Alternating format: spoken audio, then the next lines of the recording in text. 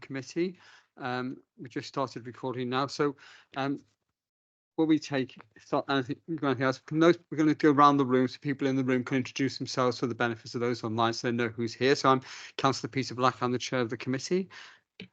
Good afternoon, everyone. My name is Bridge Madaha from the Council's Scrutiny team. Good afternoon. I'm Paula O'Connor. I chair the Governance and Audit Committee for the Council.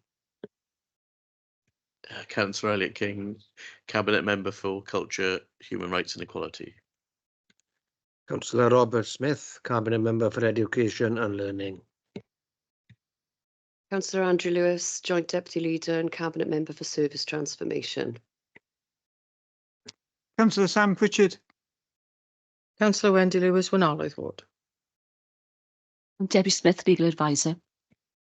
I'm Madeline Taylor. I'm doing some work experience with the Council. Good afternoon, Samantha Jenkins, Democratic Services Officer. Thank you very much. Right, item 1, apologies for absence. We've got apologies from Councillors Victoria Holland, Mike White, Adam Davis and Paxton Hood-Williams. Do we know of any other apologies at all? No? Okay, checking online. Okay, thank you. In that case, we move on to item 2, which is disclosures of personal and prejudicial interest. Has anyone got anything they want to declare? No? Then item 3 is prohibition of whip votes and declaration of party whips, which is the standard item on scrutiny agendas. And then move on to item 4 then, which is the minutes of the last meeting of the 16th of April. And I'll go through them for accuracy on page 1, page 2, page 3, page 4 and page 5. Are we all agreed those are accurate? Thank you very much indeed. In that case, public question time is item 5. We have had no public questions. So we move rapidly on then to item 6, which is the scrutiny of Swansea Public Services Board. And I welcome Councillor Andrea Lewis, who is the leader's representative on the Public Service Board and chair of that board. Roger Thomas, who's the Chief Fire Officer, Mid and West Wales Fire and Rescue Service and Vice Chair of the Public Sector Board. We have Ness Young, Online Director of Corporate Services, and I think I saw Richard Rowlands as well, who's the Strategic Delivery and Performance Manager. As with previous sessions, invitations have also been extended to the other PSB members and leads as optional attendees who may wish to attend if available and contribute to the discussion. So we may be getting Cherry Bija and Councillor Gwyn Wigley Evans joining us as well from the various bodies if they're able to do so. We're currently reviewing the performance of the Swansea Public Services Board every 6 months. And at this session, we're going to be considering progress since the last discussion in October in the delivery of the Wellbeing Plan objectives and steps. And we have written papers from the chair, including the agenda pack, as well as the PSB annual report for 23-24 and the Wellbeing Plan action plan for 24-25. Andrew, do you want to say a few words or do you want to just pass it on to the officers? Yeah. If I could say a few words, Chair, you could probably tell from my voice that I'm struggling today. So I've got Ness and Richard online as well supporting us, and we've got Roger Thomas, the Vice Chair as well. I just wanted to say for the records that this past year, particularly as Ness has been supporting the Public Services Board, there's definitely been a concerted effort, really focused effort in terms of the initiatives and the steps that the PSB are looking at. So I'm really grateful to Ness and the team for the excellent work that we're doing. It does feel very different in meetings. And I think I mentioned last time, the scrutiny members, if you're interested, they are all webcast. So if you want to watch some of the meetings, but yeah, things are much improved, I'm pleased to say, but much more focused, Chair. I won't say more than that because I've got the team to support today as well, and my voice is fading a little bit. Okay, I have to say from the reports that it does feel much more focused from the reports we've got in front of us. So obviously, we can always do better. Does any officers, to Roger or Ness or anybody else want to make any comments before we go into questions at all? No? Okay. Well, I'll start then. Just general question, really. What would you consider to be the biggest achievements of the Public Service Board over the last year? Yeah, so I'll just come in briefly. As I said, we've got that much more focused plan with the steps. I'll probably invite Ness to give a bit more flesh on the bones to the question. Thank you, Chair. Okay, thank you, Ness. Thank you, Chair. Thank you, Andrea. So I think for me, the biggest achievement is the concerted effort that we've made as a partnership towards improving the overall well-being of the community through all of the collaborative initiatives we've done across the 8 steps. So it's really looking at the whole of what we've achieved over 23-24. Some key examples are the investment in speech and language services and the strategic planning that we're doing in terms of establishing that pathway, which we should complete in 24-25. We've made real progress on the Human Rights City by developing commitments for each of the partners to pursue in their own organisations, but when you bring them together as a whole, that makes a real impact on our aims and priorities around Human Rights City. We've also been really focused on developing that partnership to support our climate and nature recovery across the whole county, and we've done a series of surveys and workshops to help develop that adaptation and mitigation strategy, which should be complete by December, I think, 2024. We've had some really significant community safety events and a safeguarding workshop, which has involved all the partners. And we've also increased our cultural tourism marketing music programme and fostering collaboration within the creative network under the integrated cultural offer step. And then on the sort of less exciting, if you like, or community focused steps, we've also done some good work around improving our governance, our data sharing with partners across not only the county but also the region, and also developing the performance management arrangements that the chair has already referenced. So I think overall, those are the sort of the key achievements for the year, but it's the hard work and the commitment of the individual partners to working together that I think is the biggest achievement. Thank you, Ness. Roger, you want to come in as well? Yeah, thank you, Chair. I can't see any. I've got no visuals at all, which I don't know whether you can see me or not. Maybe a benefit. We can see you, Roger. Don't worry. I was going to say maybe a benefit not to see me, but okay.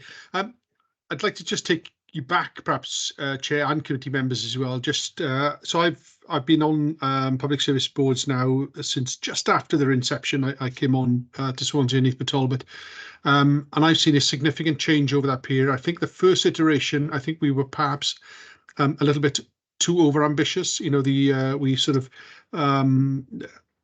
we tried to sort of solve all problems I think we're all facing, as well as public sector organisations, and I think it was a little bit overambitious, especially in a backdrop of austerity, still within challenging times in terms of public finances and the like as well. So I think we learned from that to the second sort of iteration as we came through our wellbeing plans. We were a little bit I wouldn't call us less ambitious, perhaps a bit more realistic, I think would be a better descriptor of our approach. And I will say, like I say, having sat on different public services boards, I do sense, and Andrea alluded to the fact that it is all about relationships. And I think we have built those strong relationships, which do take a little bit of time.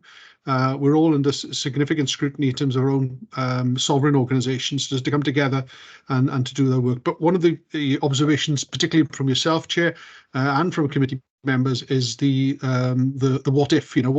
What if the Public Services Board hadn't been in place? Would this have happened anyway? So I think we've tried to take that. I wouldn't call it criticism; it's an observation, but take that learning and reshape things, and that certainly has focused our mind, particularly I think in some of the community events we've done, things that I have no doubt would not have happened if it hadn't have been for the Public Services Board. That has been the driver, and that's been the vehicle in which we sort of come together, and we have planned another, and I'll talk about that at the later point of the meeting, really.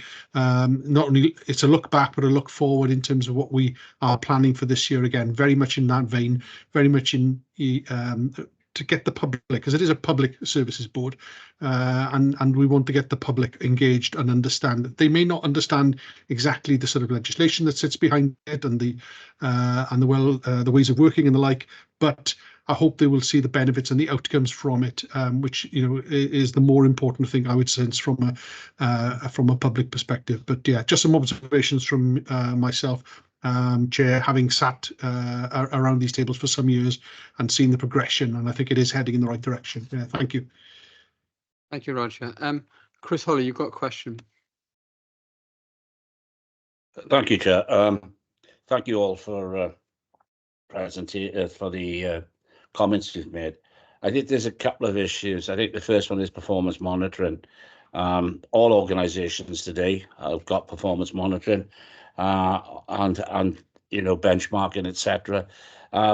There's no indication of that is the case now. So I think one of the things we would ask is the Public Service Board and the performance monitoring, when are we going to actually see that? I know Ness talked earlier on about performance monitoring and how it's going to be, it's going to be across all objectives, etc.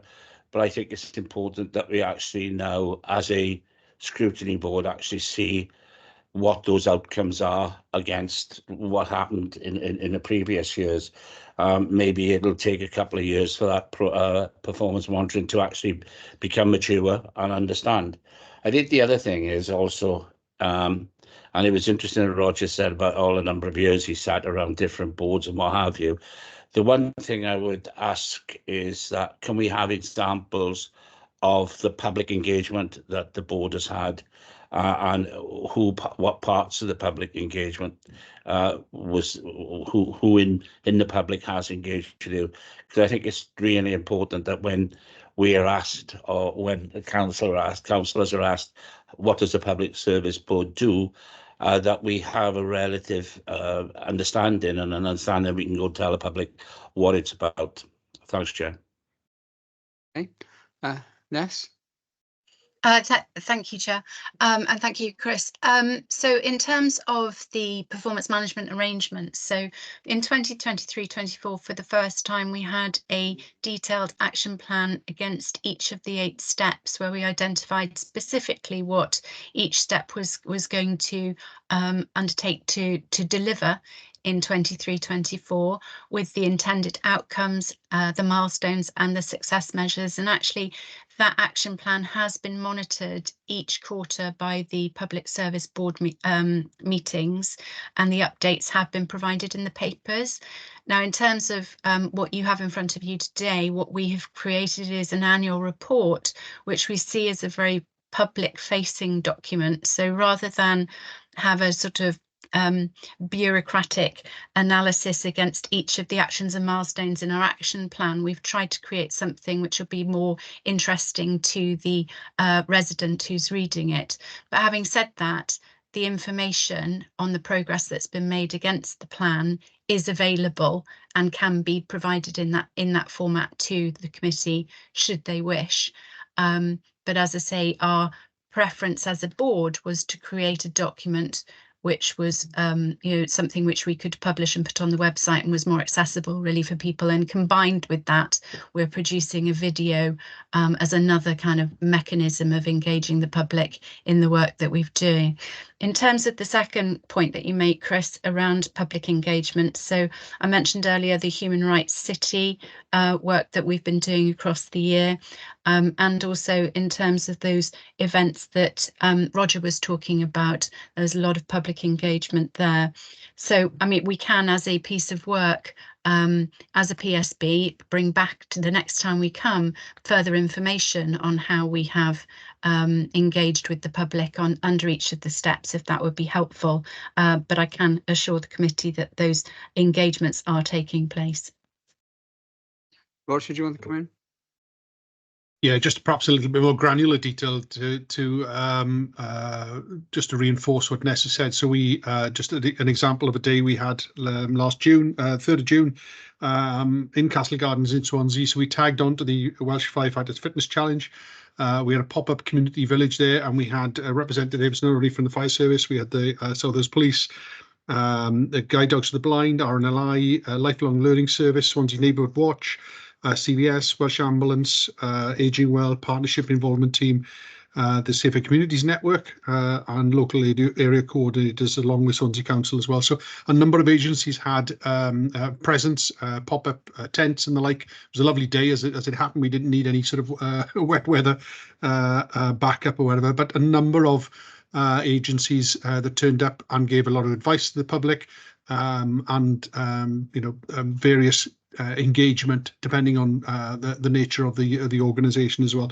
And just purely from a fire service perspective, we had some 55 home fire safety visit requests where people have now been visited in their own homes, given advice on fire safety and other community safety aspects as well. We had 130 engagements with families on a various ranges in terms of advice and giving out free leaflets and the like as well. So just a little bit of granular detail as well. And every agency would have that type of sort of on different levels, different volume in terms of coming through. But that engagement went on a whole range of community aspects. We are building on that this year. Now, we can't use Castle Gardens this year, unfortunately, due to the redevelopment work, but we are re-siting down towards the National Waterfront Museum in the area there, just outside the LC2. It may challenge us in terms of footfall. Obviously, in the middle of the city centre, we have a great deal of traffic on a Saturday, but we will be pushing that through social media. And there is a warm welcome to all. If you want to come and see it firsthand, for Scrutiny committee members to come down and others as well to come and see the work that's going on firsthand. And then, like I say, we extend a welcome to you all on the 1st of June this year. So yeah, just a little bit of granular detail really to support some of Ness's examples as well. Thank you, Roger. Chris, are you okay with that? Yeah, it's just that I think if we could have those examples the next, I think it's important that we as councillors on the scrutiny board actually see and understand what you're actually doing, because many of the cases when the public asks us, we've got to be able to have that explanation. So thank you for your answers. Yeah, thanks for that. Yeah, I think it's a good example. It's looking at the climate change and the wellbeing plan. We're talking about a mitigation strategy by the end of December 24 and an action plan by March 25. So that action plan, I think, shows people exactly what we're going to be able to achieve in concrete terms. And that's, I think, we'll be looking to look at that when assuming next time or the time after when we come to yes. Yeah. Okay. So in terms of the wellbeing plan, what's the most challenging aspect of issue in terms of this wellbeing action plan? Yes. I think probably the biggest challenge this year continues to be, I think we talked about it earlier in the year, and we talked about early years and climate change being the kind of biggest, most challenging issues that the PSB is seeking to tackle. And I think climate change and nature recovery, although we have made progress in this area, it is complex and it is multifaceted, and it's not just developing an adaptation and mitigation strategy is a massive undertaking, and it includes kind of needing to secure agreement between partners as to what the priorities should be, identifying the gaps in the current effort, improving understanding, and also addressing barriers to collaboration. So it's a huge piece of work, and I think you've kind of reflected that, recognizing that the strategy won't be ready till December, and then there'll need to be an action plan. And so it's a slow burn, but we have made a lot of progress in building those partnerships in that first year in 23-24, and done some really good groundwork to ensure that strategy can be prepared in time. You get these impressions sometimes. I mean, this is a partnership. You're pulling all these agencies together. You don't have any resources as a partnership, but you have to rely on them to put the resources in. And sometimes maybe the strategy is just too big. The issue is just too big to be able to tackle even at that level. I don't know, Andrea, do you want to bring Roger in a second? Yeah. Yes, please. Thank you, Chair. Just to support what Ness has said and to add to it, in terms of member involvement, we will be taking the mitigation and adaptation plan on the road into communities. So those communications should be coming out to members so that you can get involved with the mitigation and adaptation plan. And we want the community to be involved in that as well. But it is a big challenge, particularly when some of our public sector partners have got different priorities to us, and climate change might not be their top priority. It is difficult, but you're absolutely right. We run on, pretty much zero resource. Yeah. And so the resources are anticipated to come from the organisations themselves. That said, I think we are making good progress. Could have been better, could have been a bit quicker, but we are where we are, and we'll keep monitoring that closely. Okay, thank you. Roger. Yeah, I think the general theme of the Wellbeing of Future Generations Act is about future generations, about generational change. Sometimes it does feel slow. We are naturally impatient, I think, but some of these things are going to naturally take some time, and it's right for the scrutiny group to push and to see that change, but it is, I guess, naturally going to be a little bit slower.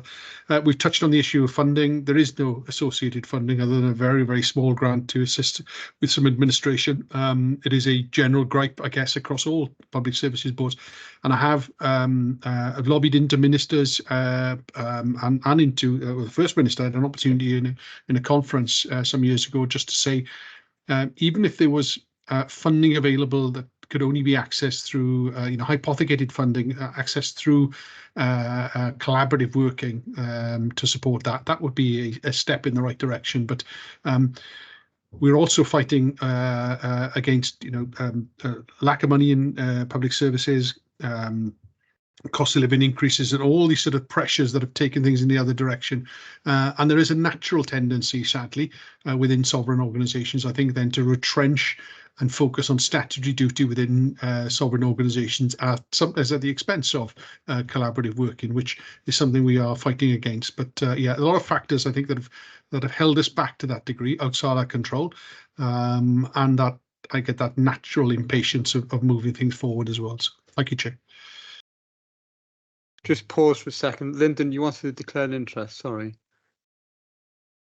Sorry, Chair. Yeah, just that I was a member of the Mid and West Wales Fire Authority, and obviously that has been mentioned. Okay, I'm sure they'll email you a form to send in at due course. And Connor. Yeah, I'll also. I'm sure I tried to declare interest for this, and I was told there was no need, but in previous meetings. But seeing as Lyndon is done, I'll also declare an interest as a member of the Mid and West Wales Fire Authority. Okay, it's a personal issue if you want to declare or not, isn't it? Yeah. Okay, thanks. Okay, next question then. How do we're one of 22 PSBs, and clearly, do we ever benchmark ourselves against the other PSBs? Do we compare with what they're doing? Are we doing better, the same? I know you're going to say we're doing better, but how do we compare? Ness, you want to come in on that one?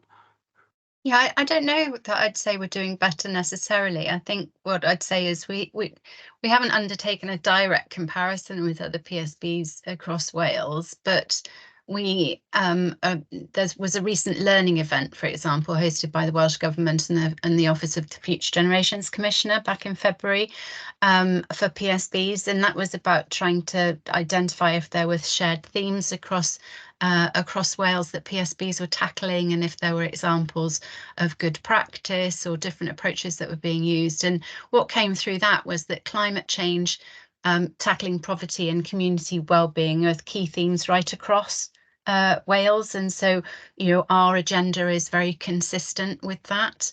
But we also have the benefit of having members who sit on our PSB that actually sit on a number of other PSBs because of the way in which the geography works. So the health board, for example, the fire service, I think Roger sits on something like 6. We have also NRW obviously sits on more than one. We also, not as a statutory partner, but we do have the probation service sitting on the PSB and also a Welsh Government representative. And all of those individuals during our discussions and the development of our plan or our actions share insights from their experiences on the other PSBs, and that helps us as we kind of work together to ensure that we're getting the best of their experience and understanding of how other PSBs work. And I think the final point to make is that the Swansea PSB has a joint PSB with Neath Talbot with a specific focus on tackling substance misuse, and that's working well as a means of tackling a kind of regional challenge, and it's something which the PSB is always mindful of, whether or not there are opportunities to do more of that in the future. I think so. I was just thinking, Roger, must be split 6 ways in terms of these PSBs. Do you want to give us benefit of your experience, Roger? Yeah, thank you. And yeah, I think Ness covered the issues in terms of in relative terms, a relatively small organisation being spread across 6. I attend 2. I do Neath Talbot and Swansea, but 2 of my directors do 2 each as well. So we cover all 6 as a statutory partner. It is equally challenging, I think, for health boards, again, spreading themselves across a number, and also an NRW who originally would have attended all 22. There are fewer than that now. There've been some mergers. Once a PSB merges, it can't unmerge under the legislation. So there is a little bit of reticence sometimes to take that step. Some have, most notably, I'd suggest, in South East Wales. And a couple in North Wales as well, but there has been that step. So it's something we've considered. I think we haven't formally merged, as Nessa said, but we have identified areas of collaborative working that we can come together as joint PSB with Neath Talbot, where we have areas of common interest. And we've done that particularly in the past through things like county lines and suicide intervention and the like as well. So where there have been significant rising tide issues that we've had to respond to quickly, I think we've come together quite effectively in that space to say we need to do something quickly as well. So as for comparators against others, I think I wouldn't feel comfortable really there are clear differences. And just my observation really, and again, this would be speaking to colleagues who attended others, that we are doing things, we are actually achieving tangible things within Swansea, which is a real positive. And I think that would be the key difference, I think, in terms of what we are seeing within Swansea as a comparator to others. But like I said, I don't think it'd be appropriate really for me to make direct comparisons. Different areas, different challenges as well. But yeah, that would be my observations, Chair. Yeah, thanks. It did occur to me, we've got the city region, which covers, and part of the city region, which covers several authorities, while the Welsh Government is letting you have 22 individual PSBs when they're so keen on joint working. Always struck me. So, do the Welsh Government and the Welsh Audit Office take an interest in what the PSB do? Or in that respect, they do enough of these studies. You think that they would actually be looking at that? Ness, do you have any thoughts on that? Well, they certainly take an interest in the sense that every PSB has a Welsh Government representative on it. They also produce a bulletin, I think quarterly. Welsh Government produces a bulletin for PSBs quarterly, in which they sort of share key information around strategy and policy at a national level that might influence or help shape the PSB work, and also within that highlight areas of good practice. So they definitely do take an interest, but I think a review of sort of regional working arrangements a couple of years ago concluded that the structures should be left as they are unless individual PSBs want to merge, and so it's very much left to their discretion. I have to say, I wasn't aware of that bulletin. I think it might be useful if that was circulated more widely. I assume it's an email bulletin. With every councillor, if councillors had that forwarded onto them, we might all take a much greater interest in what the PSBs are doing and be better informed about it. Yeah, we can certainly arrange that. Yeah, Roger, do you want to come? Roger, do you want to come back in? Yeah, thank you, Chair. There was a review of public services boards done in 2019, I believe. There's a document available. I can share that and stick a link in the chat if that helps. So they looked at things like membership, terms of reference, frequency, focus on meetings, and that sort of thing. So there were some recommendations that came out of that have been taken on board, but they are only recommendations, and they're not binding in that sense. But and they, again, they are made general. They're generalizations, I suggest, and really.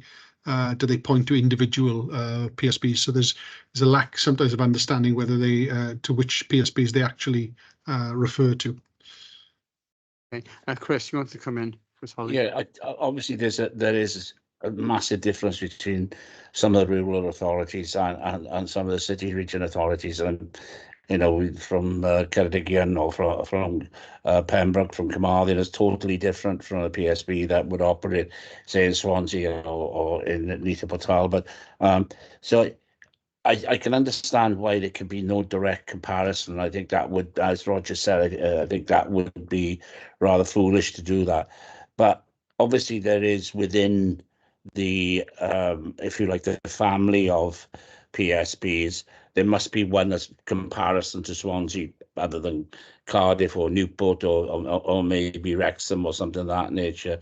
And it would be nice to see some sort of you know, what are they doing that we doing? I'm not saying, as I say, Powys and Ceredigion and that area, I can see there'd be a huge difference, and don't see there'd be any relevance in that. But I think with the city region, it could be a different, could be worth looking at.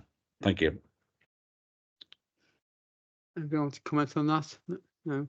Okay, that's just a general observation, I think. Has anyone else got? Oh, Roger, you wanted to come in? Sorry. I think Councillor Jones is before me, Chair. Oh, Lyndon. Okay, Lyndon. I assumed you wanted to respond to Chris Holly, but I'll go to Lyndon then next. Yeah, thanks, Chair. Yeah, the point that Councillor Holly made, I would agree with as well, and maybe to look at comparisons with some of the other urban, more urban PSBs as well, outside our region. But back to my question, we've heard what's going well, and I've certainly sat on this body for quite a number of years, for the last probably 6 years, and certainly I've seen big changes in the way the PSB is working, and in a positive way, I have to say, so which is good news. But what would you say has gone badly, and you'd say, well, I'm not going to do that again? So that would be interesting. And also, if I could mention about the positives, I did attend the day last June where a number of the bodies within the PSB got together in Castle Gardens, and it was really well attended, and there was great engagement there. Roger, what's gone badly? I don't know if we got long enough.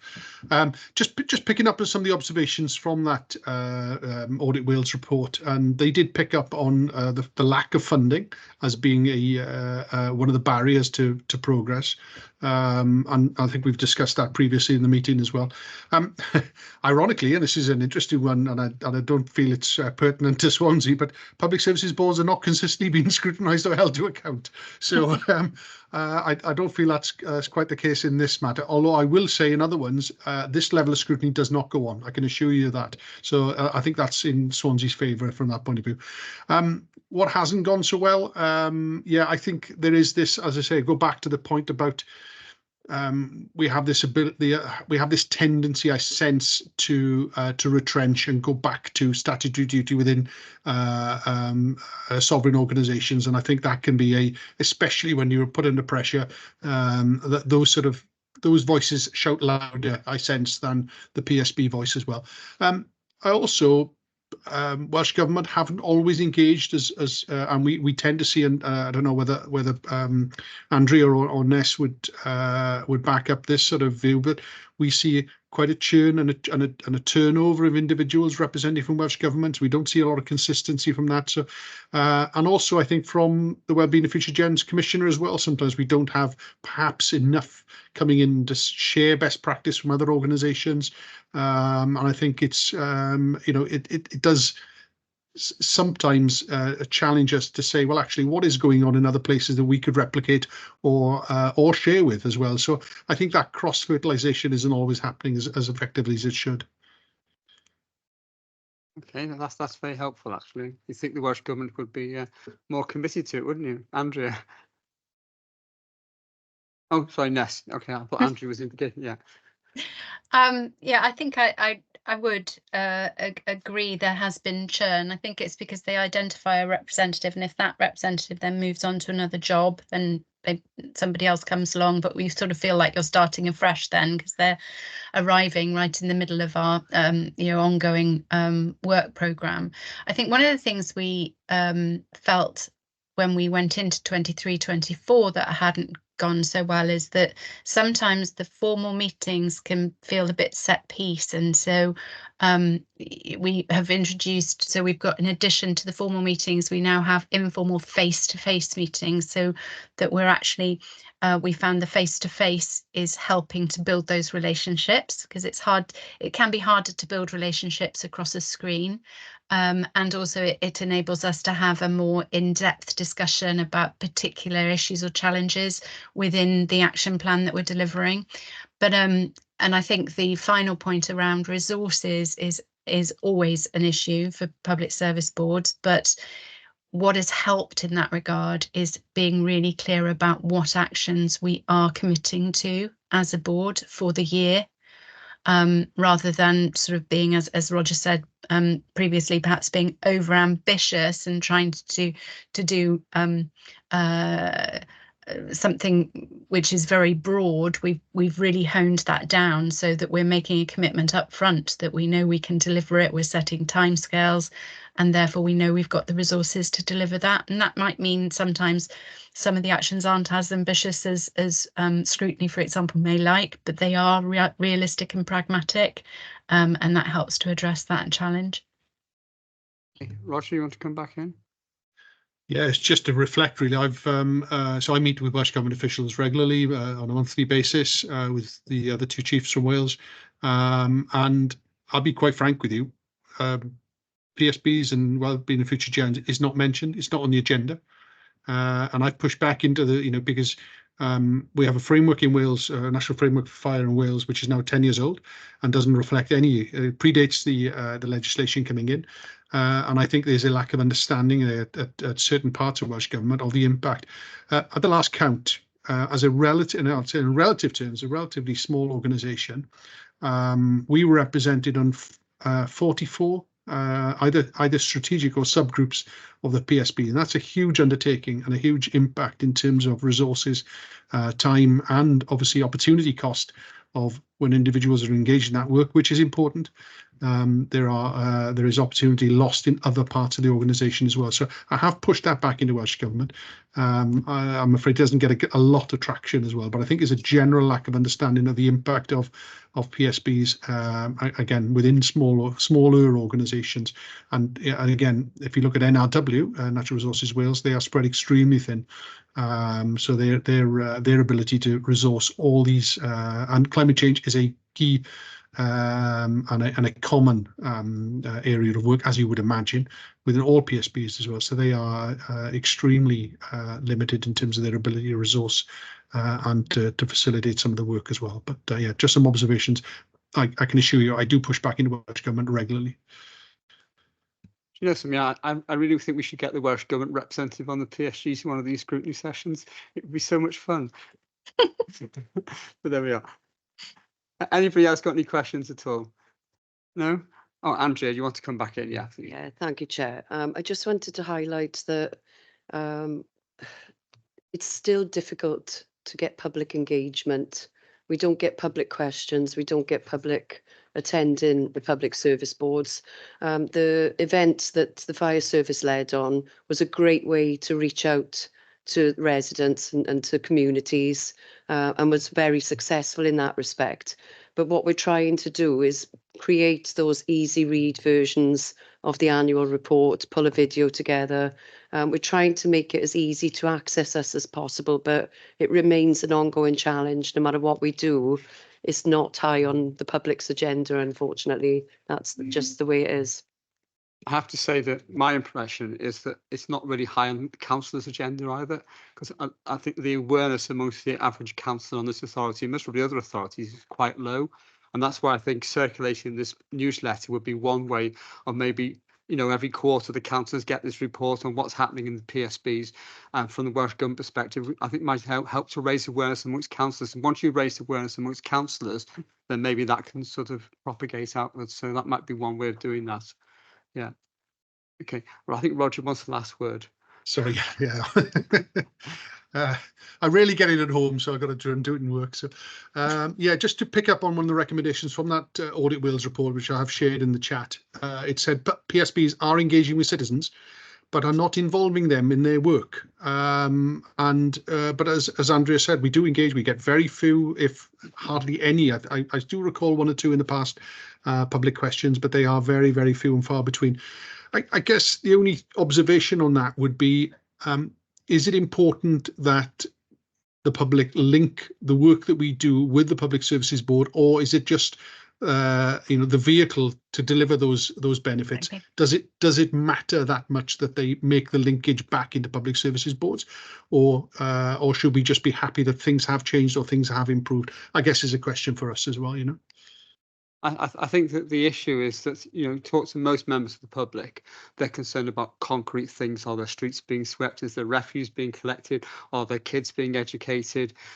We are talking about higher strategic level here, and most people won't have an interest in that because they can't see how it benefits them directly. So rather than saying the public should engage with the PSB, I think we need to demonstrate how the PSB affects their day-to-day life. And at that stage, I think they might pay attention. That's just my impression as well. Yeah. Okay, Ashley, Ness wants the last word now. Sorry, I think Chris does. He's after me. But I was just going to say that although the public don't seem inclined to engage with the PSB as an entity, we do see significant public engagement in the work that we're doing under each of the steps, which we've already talked about in relation to Human Rights City, in relation to the community events that Roger has led on, in terms of the work that we'll be doing on the adaptation and mitigation strategy. When you're talking to the public about things that actually do impact them, they are engaging. They're just not engaging necessarily with an entity called a PSB, because that doesn't seem relevant to them. Exactly, yeah. Chris Holly, you want to come? Yeah, I agree with Ness, actually, and that's basically it. What she said is right, and it's the way in which the public perceive what a PSB is. They may not know, but they know the work that's being carried out. Yeah. Okay. Has anyone else got any questions or points they want to make?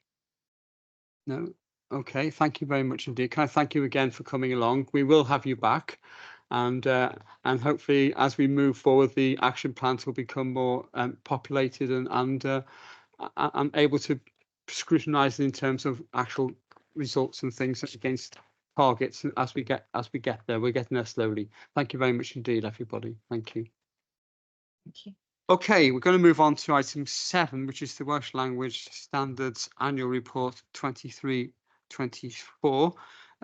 We haven't long done the Welsh Language Standards 22-23, and that is a COVID thing, of course. We're stacked up a bit, so I suspect that a lot of the questions which we had have already been dealt with from the previous report, and certainly that there's been progress in terms of that. So can I welcome Councillor Robert Smith, the Cabinet Member for Education and Learning, and Councillor Elliot King, the Cabinet Member for Culture, Human Rights and Equalities. And I know they're supported by Ness Young, again, the Director of Corporate Services, and also by Rhian Miller. So would one of you want to introduce this, Roger? Yes, thank you, Jeff. If I go first, and yeah, I had a fright when I saw this first. When was the last time we looked at it? But the report that's presented, it outlines how the council operates the 163 standards that we're required to adhere to, looks at how we engage the public, and then discusses issues around our internal capacity, our ways of working, and then the specific issues in 2 directorates. What I would ask then is for Ness to take us through the report, and then perhaps we can have questions afterwards, if that's how we want to run it, Chair. That's fine. Ness, we have read the report, but please give us the highlights. Yes, certainly. So just in terms then, the annual report is appended, and I think really the key highlights are set out in 2.1 of the covering report, which highlights that there's been quite a drop-off in Welsh language calls in 23-24, but that's really an indication of a reduction in line with the winding down of the pandemic-related services such as TTP. The translation workload increased, so they translated 3.5 million words in 23-24, which was 10% increase. Staff self-reporting Welsh language skills has gone up slightly, but there is more that we can do there.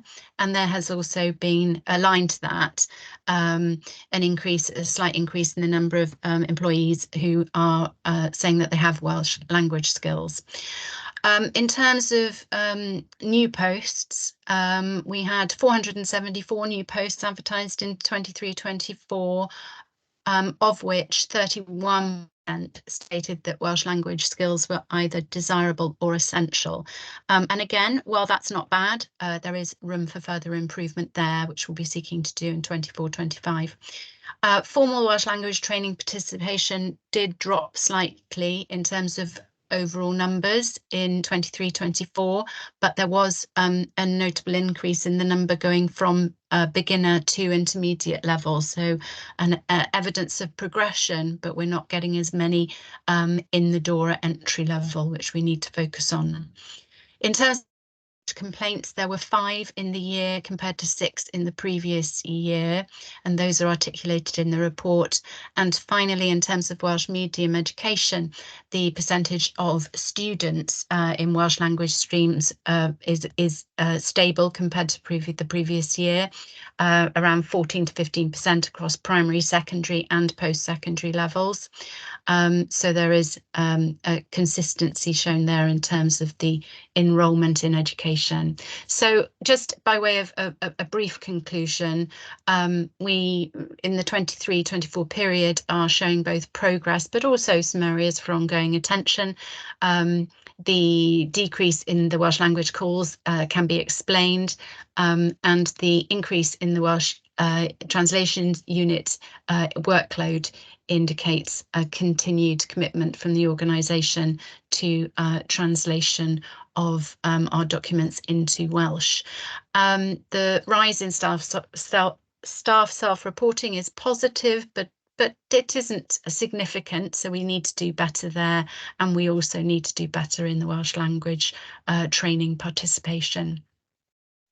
And finally, in terms of the language complaints, they're very low. 5 complaints over the course of the whole year is very positive, but we are seeking to increase our efforts across all areas, not least by producing a new promotion strategy by the autumn.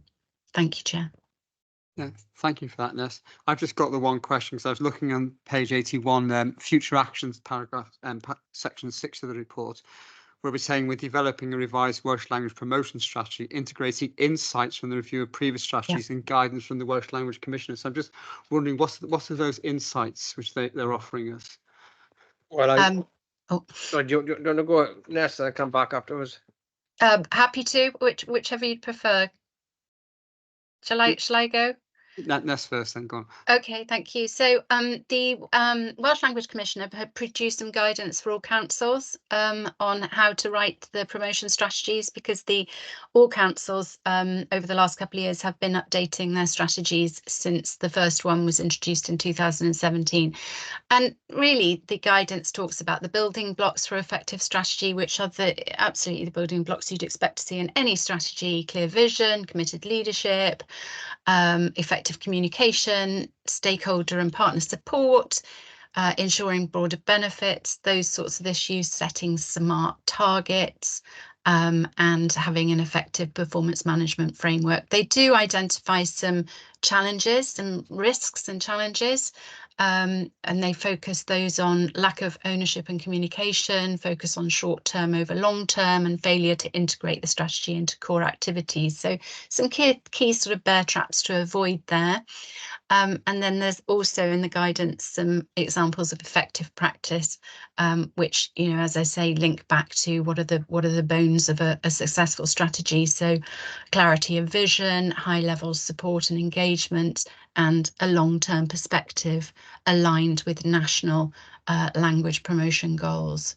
So that's where the Commissioner kind of guidance helps us. In terms of our own strategy, we've reviewed that strategy that we had in place from 2017 until now. And what we can see is that there's room for improvement in the incentivisation and awareness campaigns internally to which reflect the comments I've just made about the annual report. And so looking at things like not just internally, but thinking in the community about enhancing youth language programmes, targeting resources towards areas of lower proficiency. We know from the census data that we have some particular areas of Swansea that need strengthening in that respect, strengthening partnerships with external partners, and also including Welsh language use in public services and education. So a range of things coming through our own review of strategy there. Okay, Robert. Yes, and I think Ness has successfully and diplomatically summarised the kind of high-level generic guidance that's been produced by the Welsh Language Commissioner. But I think the key issue there, as she's highlighted, is our own internal analysis of the evidence and the messages that are coming out about what we need to do as a corporate organisation in the City and County of Swansea to make sure that we're able to drive our own, meet our own needs and drive our own agenda here. And she's highlighted some of those issues around incentivisation, the participation in training, the availability of training, how we encourage people to take part and so on. So I think there are some meaty issues there that we'll be able to take forward over the next months and years, Chair. Okay, thank you. I think we could just move on now to the strategy, the review of the strategy of 2017 to 22, because clearly we need to now put together a new strategy relating that. So, I mean, there's a couple of questions on there, particularly in terms of Welsh-speaking staff, the challenges around the recruitment of Welsh language-speaking staff. I mean, we've had the HR people in front of us before with this question. It's just how are we actually going about addressing that particular issue? Yeah. Yeah, thank you, Chair. I think it's a particular challenge. So I think, you know, we as part of that process, we need to look at how we are encouraging Welsh speakers to apply for posts. So things such as, you know, making sure that it's a desirable characteristic within job specification of Welsh speakers. And I suppose the other thing is that with the advent of remote working, then where there are posts that require a Welsh speaker, then there is the opportunity now, isn't there, to look at geographical areas where there's a higher percentage of Welsh speakers, so perhaps we're more likely to have applications in those areas, and obviously then they can, you know, potentially work remotely as part of, you know, a review, looking at the ongoing process there. So taking that opportunity, really. I think Ness already refers to the fact there's been a drop-off in the number of employees engaging in Welsh lessons. Is that just pressure of the work which they're under, or is there a particular reason why that's happening? How can we address that particular issue? Anyone? I thought Ness was asking Ness. I can, yeah, very happy to come in. I was asking all three of you, really. I can kick us off with that one if that's helpful. So I think there's a range of things that we can do in terms of helping to promote Welsh lessons. So the report does show that there's been a slight drop off, but at the entry level. So where we have got people in, they are sticking at it and progressing, which is really positive. So it's how do we tackle those, the uptake, particularly at the start. So there's a number of things that we need to do, I think, and some of them are, we need to be better at communicating the benefits to individuals in terms of career advancement opportunities, cultural enrichment, and just personal development, but also by providing potentially more incentives to individuals by, you know, giving them paid time off to attend their classes, or helping them to fit them into their lifestyle, making it accessible. So that's part of that too. So providing classes during work hours, providing them online or remotely, and also potentially arranging classes at convenient locations. So really trying to work with people to find the best way for them to be able to access the training. And that's about, you know, talking to employees and finding out why they aren't seeking to take up the classes and addressing any concerns that they raise. So another element is creating a supportive environment. So creating peer support groups, having mentoring from proficient Welsh speakers, for example, and just having some informal sort of sessions where people can, learners can start to speak Welsh with others. And another example finally would be celebrating success. You know, we do seek to celebrate success through our internal communications, things like the Chief Executive's blog and the staff bulletin. So really just trying to increase the profile and encourage people to celebrate the success of individuals who are making progress through their Welsh language training. Okay. If I can come, again, Ness has summarised it. It's how the provision is promoted, how it's delivered, is it accessible, is it meeting individuals' needs? I mean, all of those issues need to be considered, and I think we need to look at our own practice, and we also need to look at what other authorities are doing and how other authorities are delivering the same kind of provision, and are there lessons to be learnt, and what are our strengths as well as our weaknesses, and how we can move forward. Okay, I mean, in the report we talk about trends in Welsh medium education, and I know we're doing a lot of work in developing Welsh medium schools. The Welsh Government has a target of 1 million Welsh speakers by, I can't remember the date now, is it 2050 or something like that? 2050. So I mean, at some stage, all those Welsh speakers are going to work their way through into the workforce. So are we targeting those speakers in terms of recruitment to the authority to try to? I think that's one of the crucial questions, because we've got to realise. Now, I haven't got the exact. I've been looking for the figure, but I haven't got the exact figure of Welsh speakers as opposed to the percentage recorded in the 2021 census, and I think I've raised this. 18%, wasn't it? No, I think it's about 11%. But 11%. we're talking about 11%, but we're talking something in the region of 28,000 people. Okay. Which is roughly equivalent to the number of Welsh speakers in Ceredigion. Yeah. It's lower than the number of Welsh speakers in Cardiff, but I mean, we are talking those kinds of levels, and there is that critical mass there. There's the pool of people there. Yeah. And I think we need to make sure that the council is able to recruit and that is seen as an attractive employer. Those are some of the issues we need to look at, and how the Welsh medium education then builds on that critical mass. But I think it's more than looking at the council in isolation. I think we need to look at the Welsh language in Swansea and around to do that. Yeah. Looking at our schools, looking at community use, looking at opportunities for young people in particular to use the Welsh language outside of a school or college setting. All of those issues need to be looked at, and I think we need to work in partnership with other organisations or the universities and so on to address some of those issues. I get the impression there's fewer Welsh medium playgroups in TFE, isn't it? TFE? TFE. Yeah.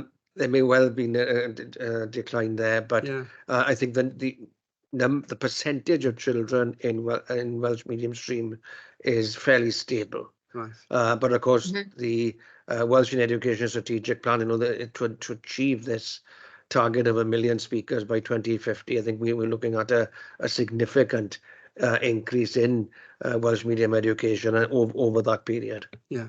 Okay. Has anyone else got any questions on the strategy? This is review 2017-20. Have we got a strategy 22 to 27? Is that coming before us, or is that being developed? Can I come in there, Chair? Yes. Yeah. So basically, the 2022 strategy has been, if you like, rolled forward because of COVID and the backlog that you referred to before. So we are in the process right now of developing a new strategy which will cover 24 to 29. We are actually this week holding co-production events in both English and Welsh medium events to help develop the key elements that will underpin that strategy, but it is very much guided by the Welsh Government's national strategy, Cymraeg 2050. So the creation of 1 million Welsh speakers by that time. And so the promotion strategy will, the intention is that it'll be ready for consultation by the summer and ready for hopefully approval and sign off in the autumn. And in that strategy, we will be setting ourselves a target for what we are expecting to see in terms of the number of Welsh speakers we have in Swansea over that period. So that would be part of the analysis as to what increase we think we are likely to see. And within that, we need to take account of, for example, the data that we now have from the 2021 census, which shows that there is a decline in certain parts, in certain communities within the county. Okay. What I think I would emphasise here is we report in this annual report, we report on a fairly limited range of indicators, mainly to do with internal city, county Swansea, employees, complaints and so on. But we need to look at the bigger picture here and how that relates to the Welsh language within Swansea, as I said earlier. I think we as a committee will want to look at this during the consultation stage. I think it'd be quite useful to feed into that as members. Certainly we need to do that. It just occurred to me, you know, if you're doing consultation exercises in English and Welsh, you really need simultaneous interpretation, don't you, at some stage? And we haven't got that capacity in our Welsh translation service anymore. So you may have to look at how we're going to do that at some stage. Yeah. Okay. Has anybody else got any questions on this strategy or review? No? Okay, can I thank you very much for twice now in a few months, but it's still been very valuable and very useful. And I think we are looking forward to the new strategy and how we can move this forward as well, because I think, you know, we can make an important contribution towards this target as an authority. Yeah, thanks very much indeed. Thank you. Thank you. Thanks, Ness. Thanks. Okay, we've got item 9, which is membership of scrutiny panels and working groups. There's no changes to report. And we've got the scrutiny letters as well, which are in front of you for information. So item 11 is the committee end of year review, which you have got a paper in front of you on that. A couple of questions we need to look at. Have things worked well within the committee? Welcome, Paula, again from the audit committee. Governance and audit committee. I never remember the correct name for it. So have we worked an overall work programme focused on the right things? What, if anything, can we do better? What have we learned that can help us improve and develop future scrutiny? Paula, maybe do you want to say a few words looking in from the outside, from the governance and audit point of view? Put your mic on, thanks.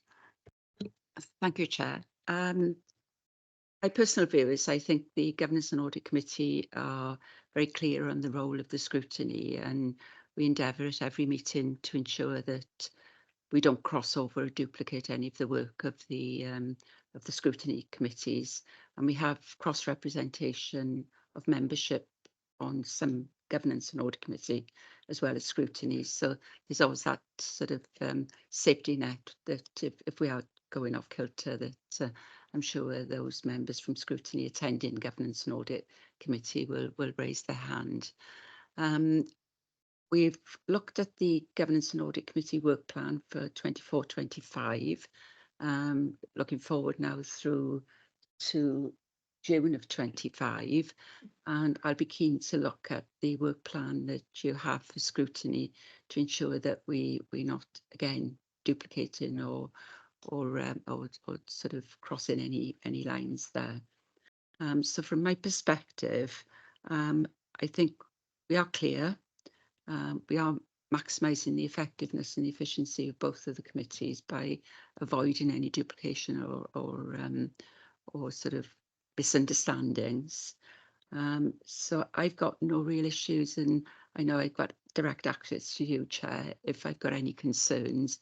They're being raised through the internal audit work or Audit Wales work, and obviously I've got direct access to the Chief Exec as well if I need to raise any issues there.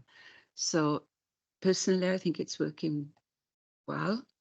I think we can always, you know, make more improvements, I imagine.